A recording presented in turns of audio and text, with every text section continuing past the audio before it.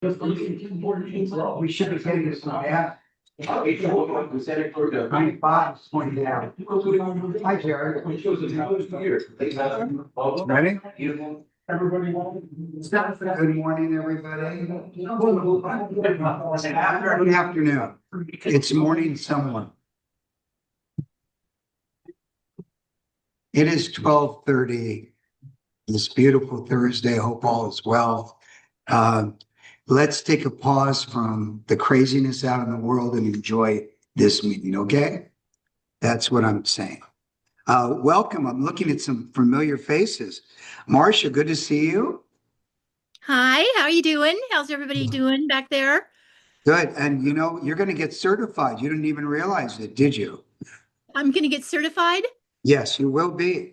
We'll explain to you what's going on in this meeting Okay. today. It's a special meeting. Mhm. Okay. Welcome for those on Zoom. And we have Marcia, welcome. We have Tom, the presenter.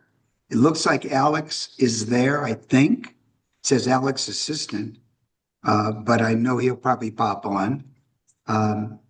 Welcome, everybody. Our theme today is Unite for Good, like it has been since this calendar year. Dave Stover, just randomly, what would Unite for Good mean to you in this turbulent?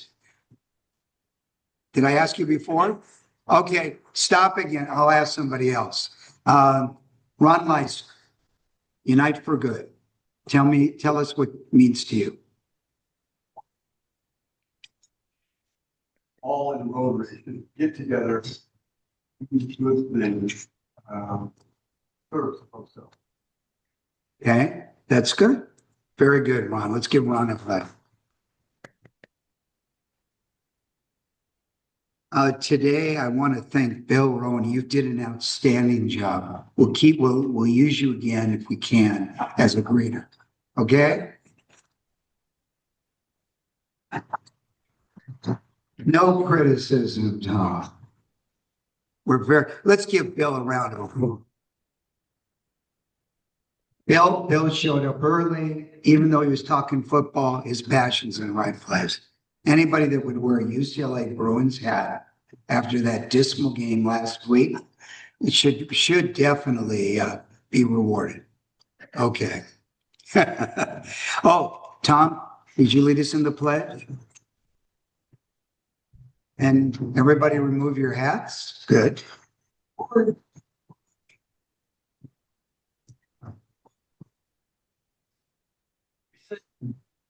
You understand what it could be called out. You look at the heart. I pledge Allegiance to the flag of the United States of America and to the republic which stands one nation under God, indivisible, with liberty and justice for all. All right, Tom, good job. Thought of the day, Chris Gaynor, come on up. Oh, I asked also Chris to do the joke of the day. So I think, well, by the way, everybody, I think we need some laughter in this room, okay? Hopefully he hits it out of the ballpark. All right, here we go. Senior citizen drove his brand new Corvette out of the dealership. Taking off down the road, he floored it to 80 miles per hour, enjoying the wind blowing through what little gray hair he had left. Amazingly, he thought as he flew down I-94, pushing the pedal even more. Looking in his rear view mirror, he saw a state trooper. Behind him, lights flashing and siren blaring. He floored it to 100, 110, 120. Suddenly he thought, what am I doing? I'm too old for this, and pulled over to await the trooper's arrival. Pulling in behind him, the trooper walked up to the Corvette, looked at his watch and said, "Sir, my shift ends in 30 minutes. Today is Friday. If you can give me a reason for speeding that I've never heard before, I'll let you go." The old gentleman paused. Then he said, "Years ago, My wife ran off with a state trooper. I thought you were bringing her back. Have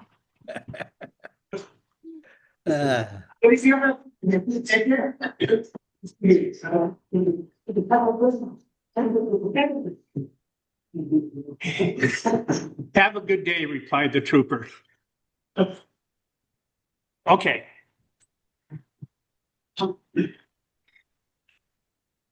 These are some thoughts. Life's a climb, but the view is great. There are times when things seemingly go to plan, and there are moments when nothing works out. So I've got a few quotes here to inspire and lift some of our spirits. This is from Robert Frost. In 3 words, I can sum up everything I learned about life. It goes on. This is from Reuben McIntyre. To succeed in life, you need 3 things: a wishbone, a backbone, and a funny bone. This is from Mae West. Most of us, except maybe some of the younger members, will have no idea who she is. You only live once, but if you do it right, once is enough. This is from Mark Twain. All you need in this life is ignorance and confidence. Then success is guaranteed. Many of life's failures are people who do not realize how close they were to success when they gave up. Thomas Edison. Jackie Robinson. A life is not important except in the impact it has on other lives. And the last one is from Booker T. Washington.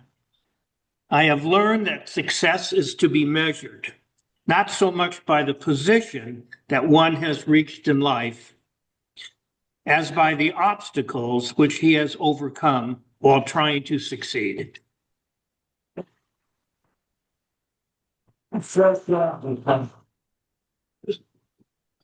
Well, I believe the joke of the day. You mean on every week? No, joke.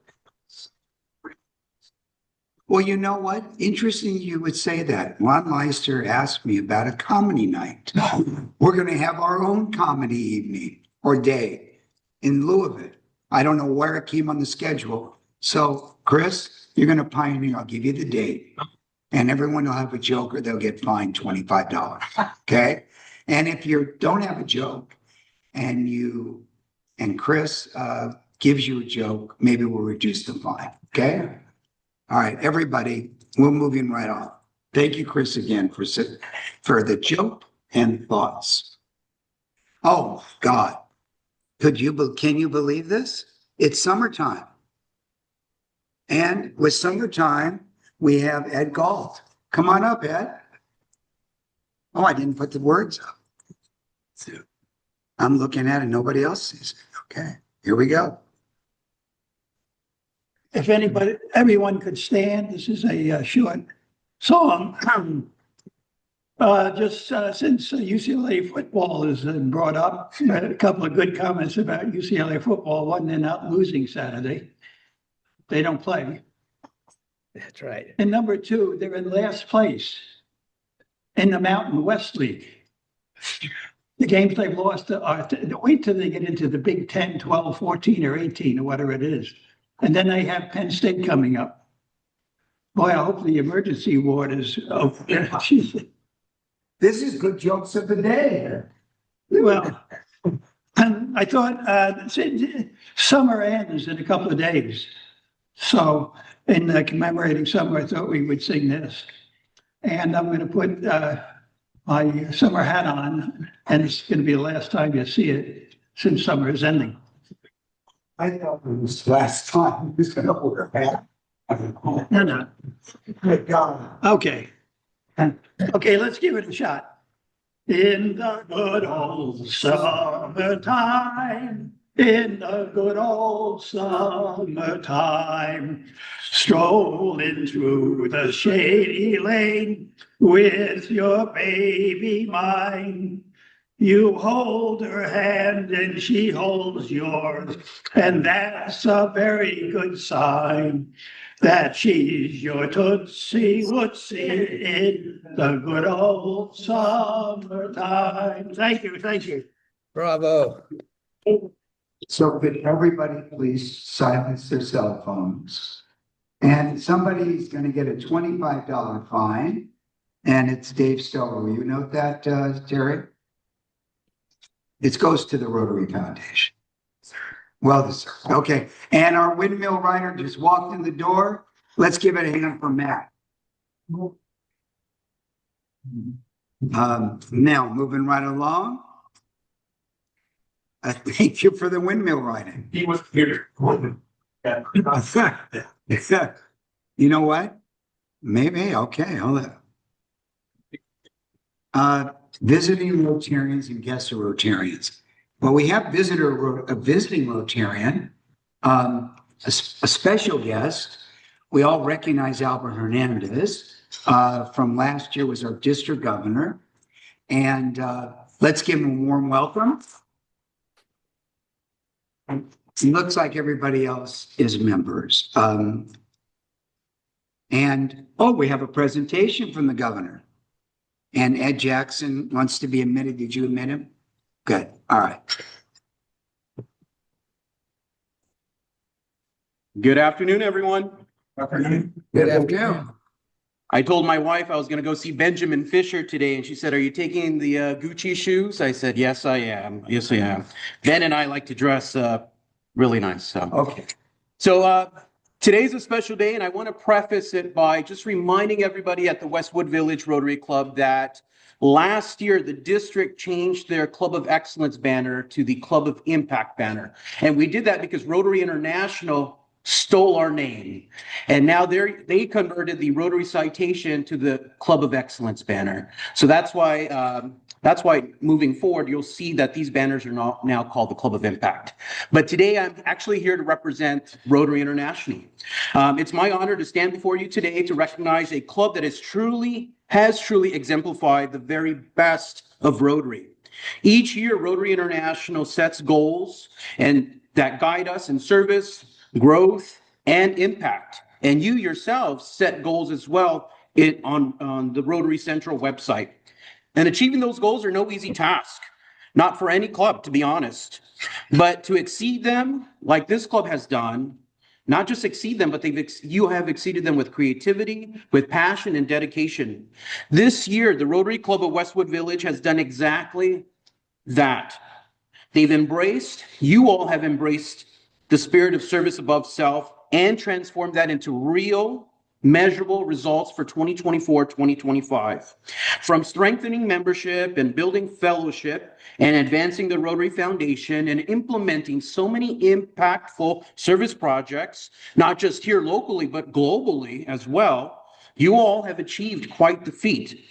What makes this achievement so special is not just that goals were reached, but how they were achieved with teamwork, with heart, and relentless commitment to making a difference. Every member of this club has contributed to the success of this club throughout the past few years. And together, you all have showed what it means to be a thriving Rotary Club. So today, on behalf of Rotary International past President Stephanie Urchik and the current chair of the Rotary Foundation, Mark Maloney, it's my honor to present the Club of Excellence Award to the Rotary Club of Westwood Village, in particular, past President Benjamin Fisher. Please join me in congratulating Ben and yourselves on achieving the Club of Excellence Award for 2024-2025.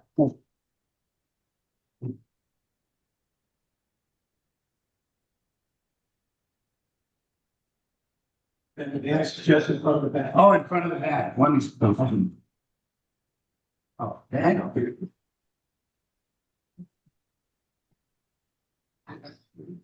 Thank you very much. We're going to display this. Well, you be back on one side. So that's basically what you don't give a no. President. Yeah. Francesco prohibited. Yes. It shows them 2 weeks before. So there was a question, Albert, are they gonna make it, they keep putting out a new banner, or are we gonna keep this banner? They are putting out a new banner. You can actually purchase it on Russell Hampton. It'll have Francesco's name on there. Yes. We have to purchase You it. have, Okay, such as life. Just thought I'd ask. unless Alex is here, you can convince him. Alex, can we get a free banner? Okay, well, before we hit it, September 20th is Dodger Night in support of Rotary's Youth Club. And that would be this Saturday. Who is going to the Dodger game? Fantastic. Bob and Diane. I'm sure there's others, but I hope they win. That would be my hope. Are you going, Albert? No, I've got a. No, I don't have to go now, so that was a very interesting answer. Okay, I got you. So on October 11th, come and celebrate creativity. Oh, we have the Apika Art Show, of which we're going to help sponsor that event. He volunteered, I mean.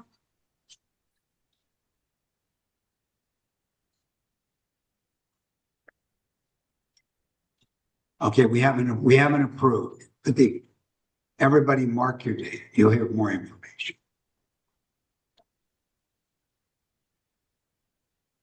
Okay, we have a special guest star on Zoom. Tom Johnson is the chair, I guess. Johnstone is the gentleman involved in certifying us with the youth, anything that we have, Rotaracts or our club that we do our spree, we have to be certified. So, Tom, yeah, hold on. Yes. Diane wants to say something. Okay. So Tom Johnstone is a 25-year Rotarian. He is with the Westchester Club. He has been very active at the district level for 7 to 8 years now, including as Bakiko's assistant. And about a year, maybe 2 years now, I got a request from a family in Westchester wanting to have their neighbor, who was a disabled veteran's fence replaced because it was falling apart. So I called Tom and I said, does Westchester want this project? And he said, yes. And he got a group together. They partnered with Home Depot and they replaced the veteran's fence, which I thought was really wonderful. Thank you, Tom.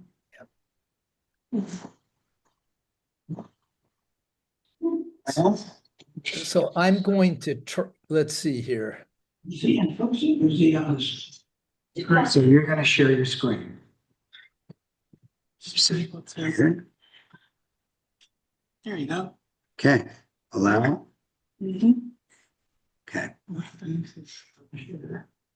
I think, Tom, it's all yours. All righty.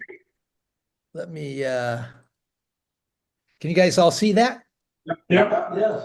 Okay, so I am the Youth Protection Officer for the district. It's a position that I've had for the last 3 years.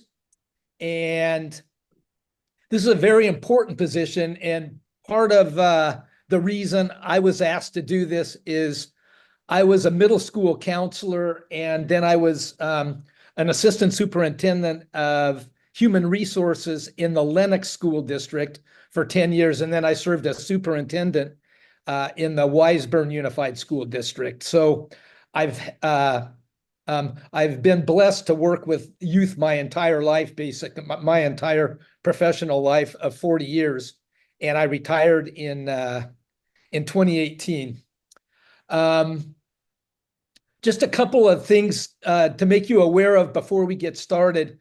We borrow pretty heavily from the Boy Scouts and from the Mormon Church in this. And the reason is Rotary has been very blessed not to have any major scandals in terms of being able to provide our youth with a safe environment. And we have a lot to learn from Boy Scouts who have had some very serious issues. The Catholic Church has had some serious issues, and so has the Mormon Church. So you're going to see some different things there where we borrowed from them, because there's no point in recreating the wheel, and they've done some great work in that area and made some big improvements. So anyway, you can ask any questions that you have along the way. This should take about 30 minutes. I'll go through this as quickly as I can. There's only a couple things that you'll pick up along the way that I want you to remember. And if you don't remember anything else, there's going to be a couple, and I'll highlight those as we get there. So the theme of this is not on my watch, not during my year. I've been blessed in my 3 years. We have never had an incident, and I'm not aware of any major incidents that we've ever had in District 5280. So we have over 300,000 youth in the Rotary family worldwide. So our job is to protect the youth, you and your club. So the basics, and I'm going to put this up here there so I can see a little better. Who can work with youth without this training? Nobody. So any Rotarian or other person in Rotary activities has to complete this course background check before working with youth. And you're going to see here that what is considered working with youth, if you go to a school or a program, interact clubs, and actually Rotaract, all outside activities other than a formal Rotary meeting. So if you have a scholarship presentation and you invite students from local schools and it's at a regular meeting, that you wouldn't have to have the youth protection. If you're joining any youth activity like RILA, or if you're going pageant of the arts, or any other activity that is specific to youth. So every 2 years, you have to go through this process. So if you're here today and you do the background check, you're clear to go. You don't need to do it again next year, unless you're in youth exchange, and youth exchange people have to do it every single year. And there's a good reason for that. So basically, this course is part of an official presentation. So just looking at the slides doesn't count, although we are taping this today. So if there's people that are going to be working with youth and are part of the club, they can go ahead and look at this presentation. And if they have any other questions, I'd be happy to answer them. So with all of us working together, we can keep our young people safe, keep our Rotary program safe, and create meaningful experiences for everybody. So now getting into the meat and the potatoes. So why do we do this? We're very proactive and intentional. We don't want to be reactive. We don't want to have a problem and then have to clean it up. We'd rather avoid the problem to begin with. This is about the safety of our young people, and the purpose is to provide education to prevent abuse and harassment, recognize it if it does happen, and then properly report it if it happens. So first case of the Boy Scouts of America. And this, you'll see, really, I'm just looking at the highlighting. All persons involved in scouting, or in this case, Rotary, shall report to local authorities any good faith suspicion. All of us are mandated reporters. In other words, in the last line there, you may not abdicate this reporting responsibility to any person. I'm going to give you a concrete example since I heard the comments, the Bruins are going to be playing Penn State. Well, Penn State had an awesome coach, Joe Paterno, who was there forever, and he had a guy who was a very successful assistant coach, but the assistant coach was sexually abusing some of the football players at Penn State. This got reported to Joe Paterno, and he didn't do anything about it, or basically he tried to take care of it himself rather than report it to the higher ups in the university and eventually the police. So obviously they both lost their jobs over this. And You can't even say, you know what, I'm going to turn this over to our president or Mark or to Alex Parajon or somebody else. No, you have the responsibility to report it yourself, or at least sit there while somebody else does that so you know it actually happened. So that's important. This one is from the Latter-day Saints. At least 2 adults must be present at all church-sponsored activities attended by youth. And I'm just going to say this, at least 2 adult supervisors always there with students. If you don't have a second one, don't do it. Just cancel the event. And if you don't get anything else out of this presentation today, get that one. Never, never, never be alone with a student, because it's just asking for big problems for yourself and for your club. So that is one, and we'll hit that a couple more times. Now, this one specifically has to do with the online environment, which, say, 10 years ago wouldn't have even been an issue, but now it is. So all youth protection policies apply in the online environment. So we're going to be looking at, again, Boy Scouts of America. This has to do with sexting, sending sexually explicit photographs or videos electronically, or sexting by cell phone. It's a form of texting being practiced mostly by young adults and children as young as middle age. Occasionally you have an adult that makes a big mistake. A few years ago, there was a former quarterback from the Green Bay Packers who decided to take a picture of his male parts and send it to a female reporter that he thought was cute. And that ended up causing a lot of problems. So that is, obviously unacceptable behavior. And it happens. It happens a lot in middle school, high school. It shouldn't be happening with adults, but it does sometimes. Okay, so this is Rotary's statement of conduct for working with youth. And again, it kind of goes back to what I said initially, maintaining the safest possible environment. And our job is, to the best of our ability, to prevent physical, sexual, or emotional abuse of children and young people. And this presentation is primarily focused on sexual abuse, but physical and emotional abuse, happens sometimes.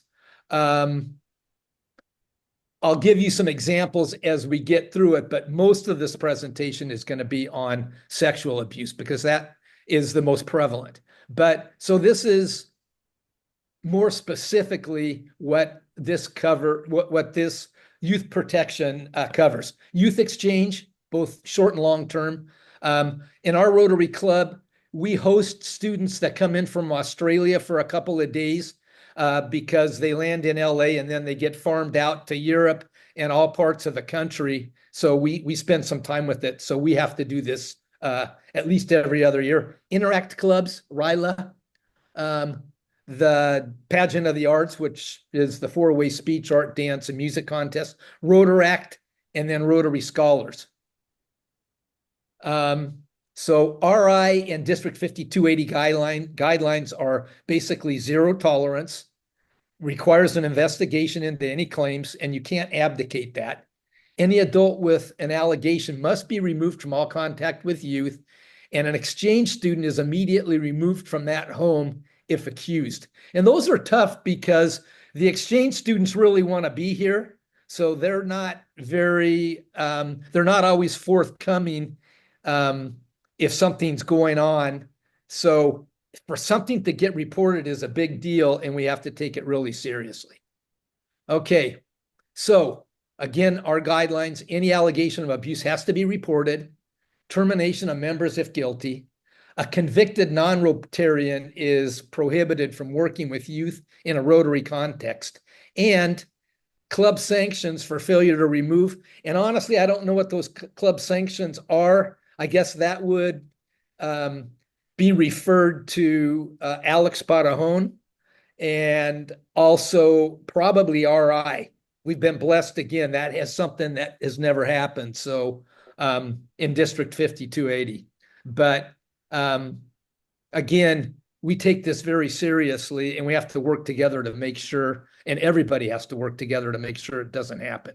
Okay, so definitions of abuse, you got emotional or verbal, use of fear, humiliation, derogatory comments, physical abuse. So some of you might remember, I went through middle school back in the 1960s, and they used to SWAT us. In other words, they didn't even have to ask your parents. You just, if you were messing around, you could get swatted.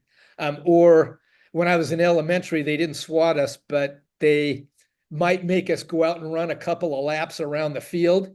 So that is now considered physical, mistreatment by physical abuse. Swatting is very understandable, but okay. Then you got neglect, failure to provide adequate food, clothing and shelter, or medical care, and then sexual abuse, harming by inappropriate sexual contact, lewd behavior, implicit sexual acts, or forcing to engage in sexual acts. So that's primarily we're going to focus on briefly.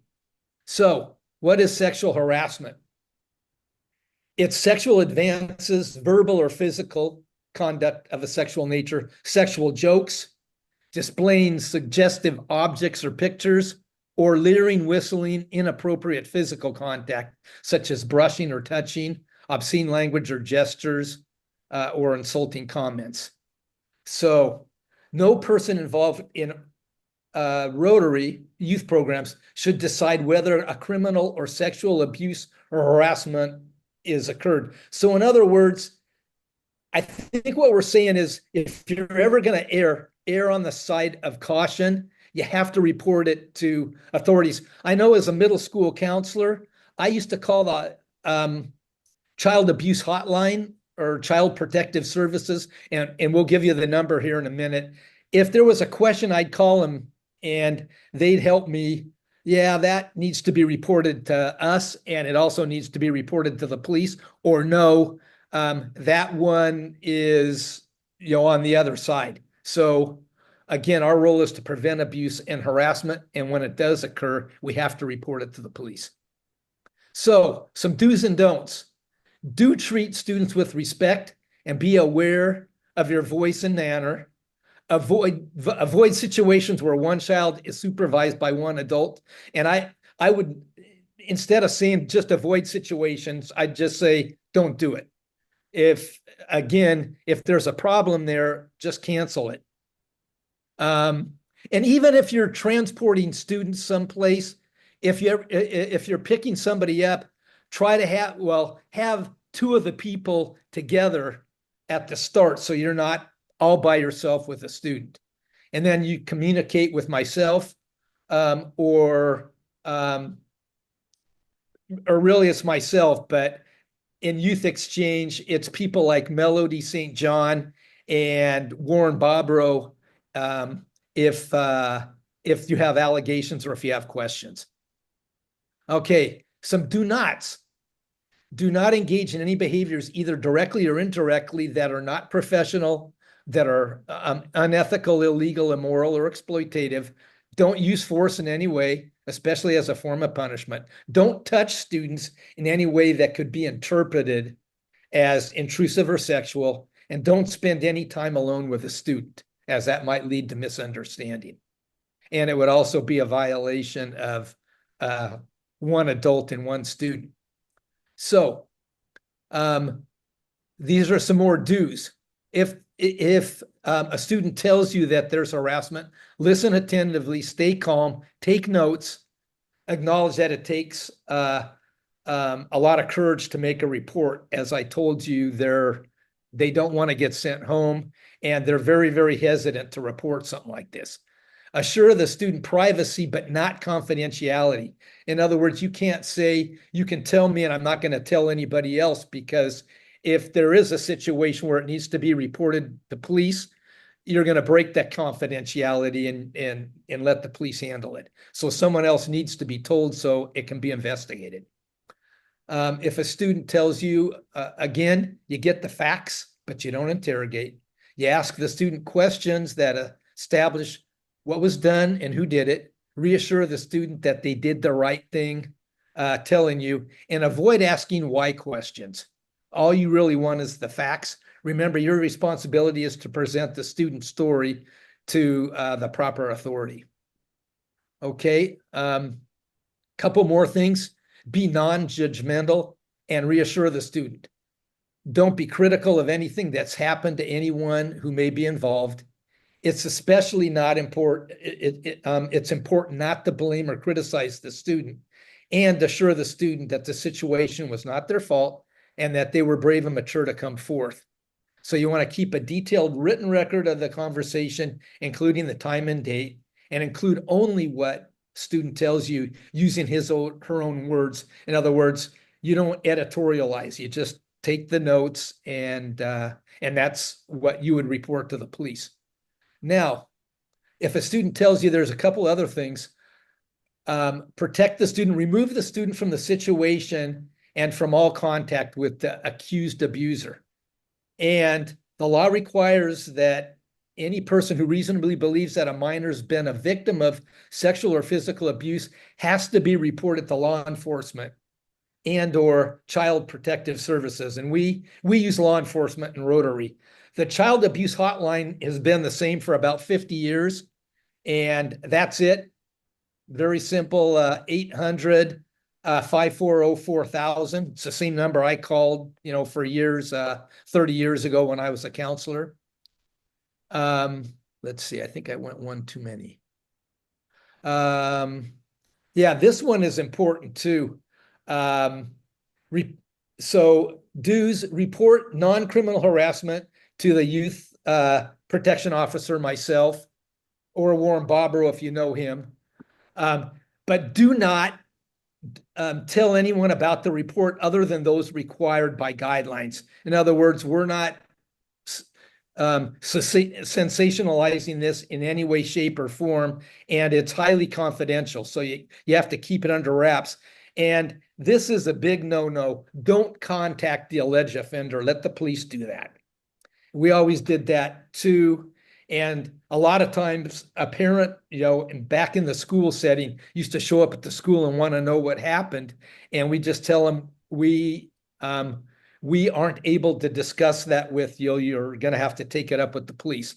And that's what they do. Okay, so post-reporting. The student is offered immediate support services, and we have a team of people in our district that provide health services. We can provide legal counsel, whatever we have to do. The district governor is notified. Confidentiality of the student and any person against whom the allegations are made are respected in accordance with the law, and no exchange student or Rotary Scholar will be sent home unless their personal safety requires it, or if they decide to go. In other words, just because it happened doesn't mean we're going to send them home. In some cases, if it was bad, they might want to go home. So with each of us working together, we can keep young people in our Rotary program safe and create a meaningful experience for everyone.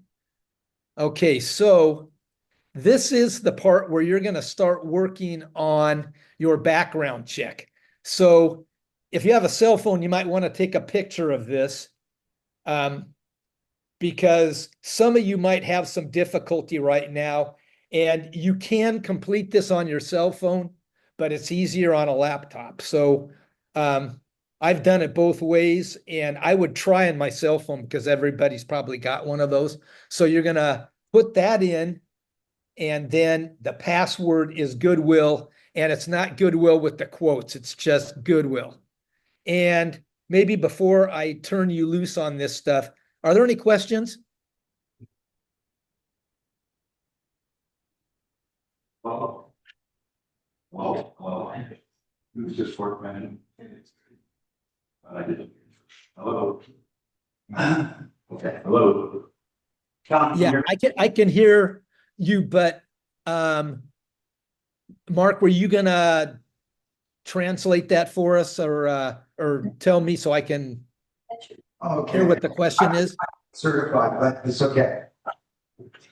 My background check is going to be very good. I did a background check. Are you certified? Okay, Diane will do it. Diane will jump in, tell them. I'm gonna definitely, Terry's gonna ask a question and Diane will repeat it. Thank you, Diane. Tom and Diana, I guess, I'd like a little more clarification because it seems to me that a lot of the activities are put together in the normal course, violate all of these provisions. And no, I'm sorry, I mean, we go to the ROTC presentations, does that count them?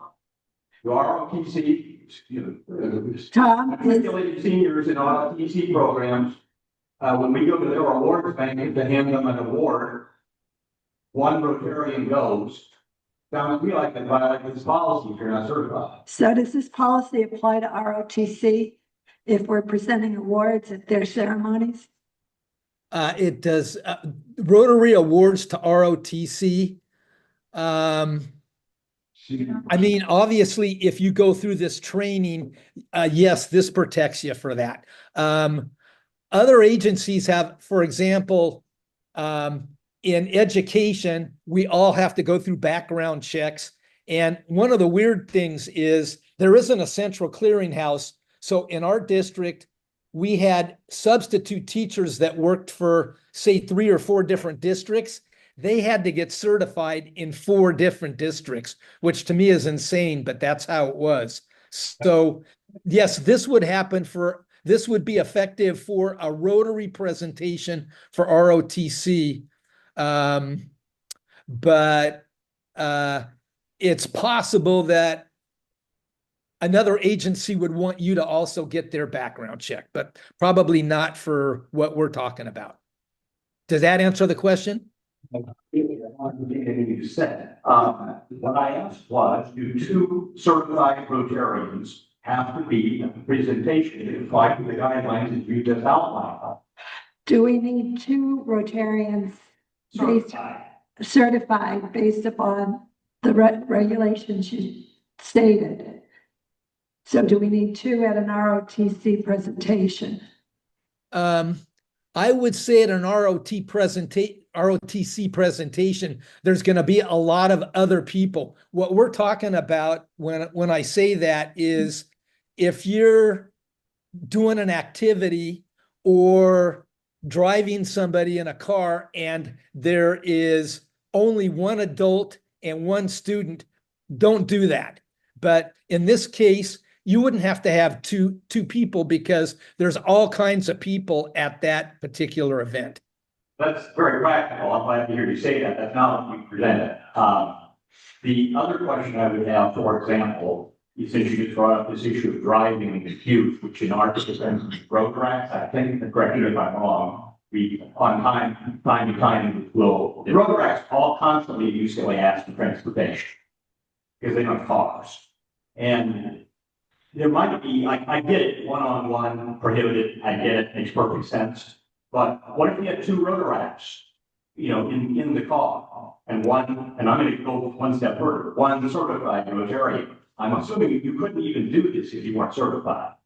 Yes, that would work because it isn't 1 adult with 1 student. You don't want to be in situations where there's 1 adult and 1 student. You could even have a person driving in their car, and if you're going to pick up a student, make sure that at that first stop, you're picking up 2 students at the same time. So there's never just 1 student and 1 adult in the car together. We don't want that. We want to have multiple students with 1 adult, and even better if you have 2 adults and 2 students, but don't do a situation where you have 1 adult and 1 student. And that's what I was talking about before. It's like you can have 1 adult working with students, but it's got to be multiple students. It can't be just 1 student. So to give a scholarship at a local high school assembly regarding multiple students, other school staff present, can 1 Rotarian do it, and does he or she have to be certified? Diane, could you make sure I got?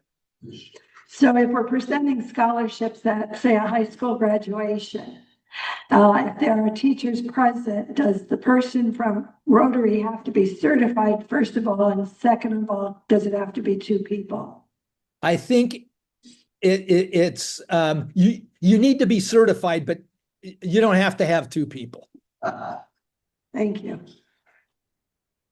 Ed? Average. It's certified. Can you hear me? Not really. Is this on? Yes. It's on? It is, go ahead. Just a brief question. You referred to the Catholic Church, just the Mormon Church, the Boy Scouts. And if you take a look at those three organizations, the cow was out of the barn because a lot of damage was done. Are you saying that Rotary has learned from these three organizations by finding out what they should have done, they didn't do, and they're now doing? Exactly what did you gather from these three organizations? So, Tom, you gave three organizations that have had problems in this area. And Ed wants to know, what did we learn from those? Did Rotary learn? Is that where they came up with this program from what has happened in the past with other organizations? And if not, what did they learn from that? Okay, so they obviously learned some valuable lessons that they can share with other people. We do not want to go through the exact same things that they did, so we can learn from their mistakes, and that's why we have borrowed from them. This is an experience that we do not want. We don't want to experience the difficulties they did. So we're taking the things that they've learned and some of the policies that they've created and used them for ourselves, so we avoid the pitfalls that they fell into. Okay, thank you. All right, any other questions? Yeah, question. Tom? I'm sorry, Dave, did you have a question? Yeah, I just wanted to clarify one thing about the process for reporting. Is it the person who observes the issue, is it their responsibility to go to the police, or do we report it internally and then you or whoever else reports it to the police? How does that work? Tom, how does the reporting work? Typically what happens is two people will do it together. I know in our setting, it's usually a teacher, and I'm going to use the education setting, and probably you would do it with the president of the club or a designee. But in my situation, as a counselor or as the assistant superintendent of human resources, the teacher would come to me and we would do it together. So I think that's the best way to do it. It's, in my case, I did it a lot, so I know I know how to work with the police. It can be very uncomfortable if you're doing it all by yourself. So I wouldn't recommend that. I think, but what we're trying to avoid there is you saying, you know what, I'm going to tell the president and have the assumption that it's going to get taken care of. It probably would, but we find out that it's not always the case. So, if you do it with somebody else, you know for a fact that it got reported to the police. So, David, in response to your question, Tia and I have found that the police won't even take a report unless you were the person that witnessed it. Tom? Yes. I have a question. Your orientation in this presentation is obviously to protect the youth from some type of abuse from adults. What about, it seems to me there's a bigger problem with the youth of our country, especially, I hate to say it, the single mothers, where the youth grows up and they don't have enough guidance, and they run into trouble. It's a program within Rotary that seeks out to help or assist the youth from growing up in an atmosphere of problems and crime and like that. What's the question? That's the question. Do they have programs within Rotary which goes after helping the youth as opposed to protecting the youth from abuse. This is off the subject a little bit, but You know, a lot of the things that we just talked about, interact clubs, the pageant of the arts, different things that are sponsored by Rotary. RILA is an awesome program. I think that we have very positive things, and the very point that you just made, I think, is the reason why you do not want to be all by yourself with a student, because you're right. Sometimes the students might learn inappropriate behavior at home or somewhere else, and you don't want to be a part of that. That's why, or you want to be a positive part of that, or maybe correcting it, but you do that not by being alone in a one-on-one situation with students. Ethan It's Matt. or Matt, sorry. It's more of a ask and but I think these rules are good and ethical. Maybe we could get some examples of how, of the actual, maybe examples, case studies of how to follow. I think is helpful to us. So it's really an ask, maybe we could have some examples of, and like, I was thinking of Ontario's, and it's like, okay, well, go to ROTC, how do we know, how do we go to this, and how do we know maybe some case studies? So Tom, he's asking if we have any examples, for instance, if we are presenting at a high school graduation, a scholarship, or at the ROTC, are there any examples of what our behavior should be like to make sure we don't create an unfortunate situation? You know, what I would say is there's going to be probably 25, 50 different scenarios that we could have. I'm always open for anybody to contact me. The first slide here, and this is being recorded, so you can, I'd love it if you called me, or, and I actually do get calls sometimes, or, you know, send me an email and I'd be happy to get it back to you. You know, I think people, I know, given my background, my dad was a Rotarian, and going all the way through the last 25 years, I think we know how to act. I think we're just trying to give us some things that safeguard us from getting into a situation.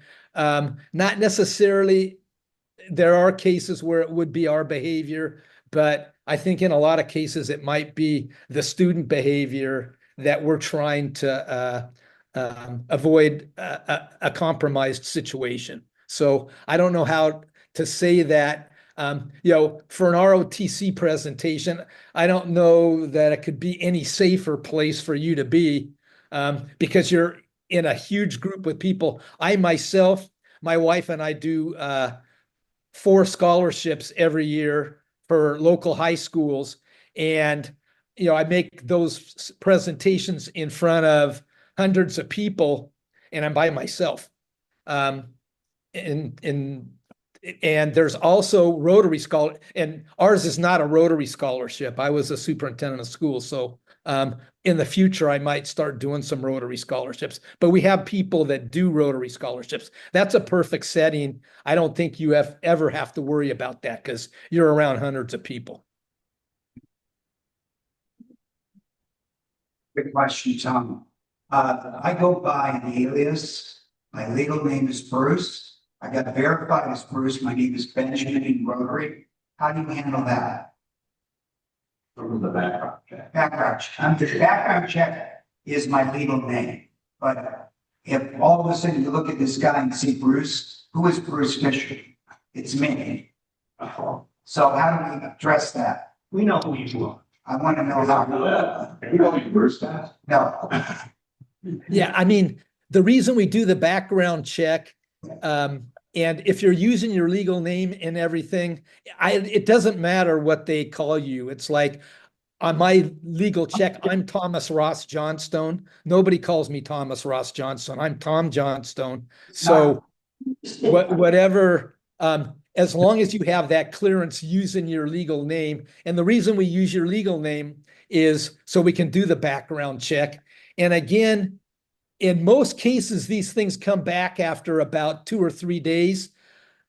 People who have lived in multiple countries and in multiple states, sometimes it takes a while longer because you're not just dealing with the state of California, you're dealing with other entities. But I don't know if I answered your question, but if you use your legal name and you've got the clearance, that's all we're looking for here with District 5280 Rotary. So Tom, everyone that gets a background check, do they get a copy of it? They do not get a copy. This is one of the things that they do. You guys can ask me, give me probably a week because some of them will come up in a day or two. But you probably don't want to talk to me 5 or 6 times. But if you guys want to know exactly who cleared, I'd be happy to provide that to you. That's what it's Rotary Youth Exchange that it's absolutely critical. And they always contact me within a day or two. And I check daily to find out whether or not they've cleared because Rotary Youth Exchange is probably the most critical. But yes, they aren't going to send anything to you directly, but I get it, and I'd be happy to send that to you. Okay, thank you. Chris, one more question. This is not an easy question. Years ago, another member of this club and myself, we were responsible for all the incoming Rotary scholars annually. And we would get maybe 20 to 25 scholars coming in from all over the world every year. I was responsible for getting those people counselors. And quite often when they came into the United States, they came in early and they spent the night with their counselors weeks before school had started. I don't think any of us had background checks. I don't think any of us No, we know why they do it. Ourselves at times. And I'm curious, how would you address that today? Don't do it. Yeah, I would say that if you've got somebody coming to your house and you've gone through the training and you've got your background check, I would still say it should be you and your spouse or you and another club member that are doing it. If it's you and your spouse at the house, no pun intended there, I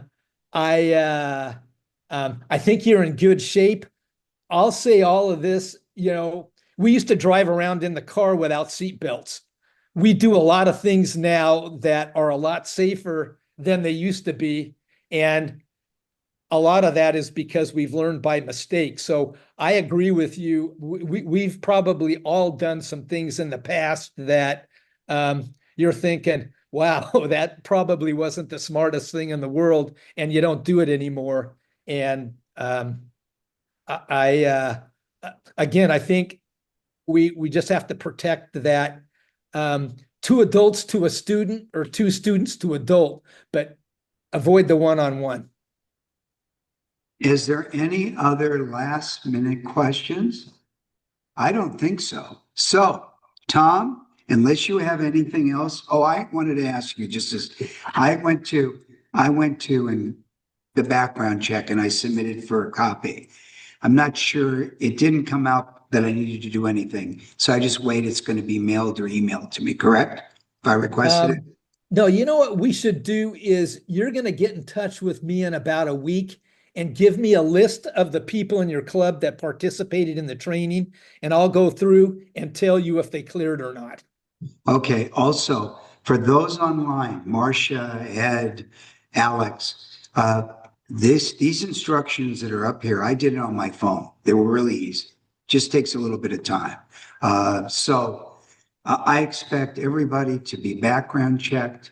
I was just curious if we get a quicker.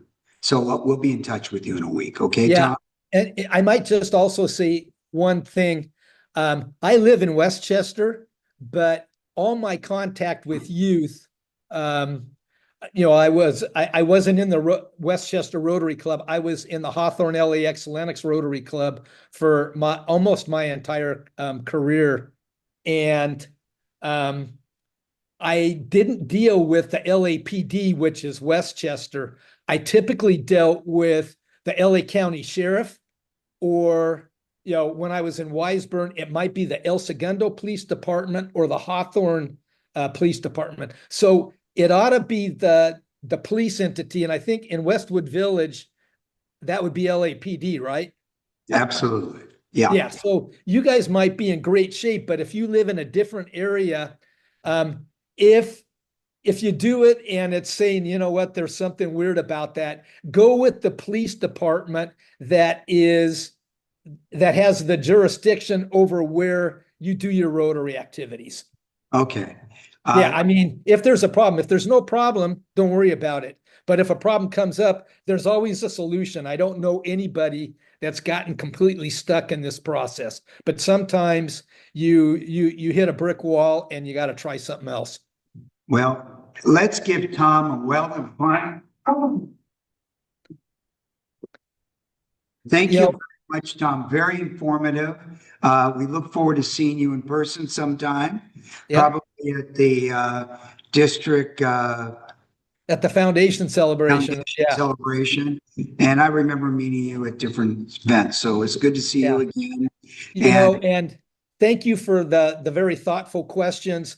I've done probably 25 or 50 of these presentations, and usually there aren't this many questions. So I applaud you for asking great questions, and thank you for your attention today.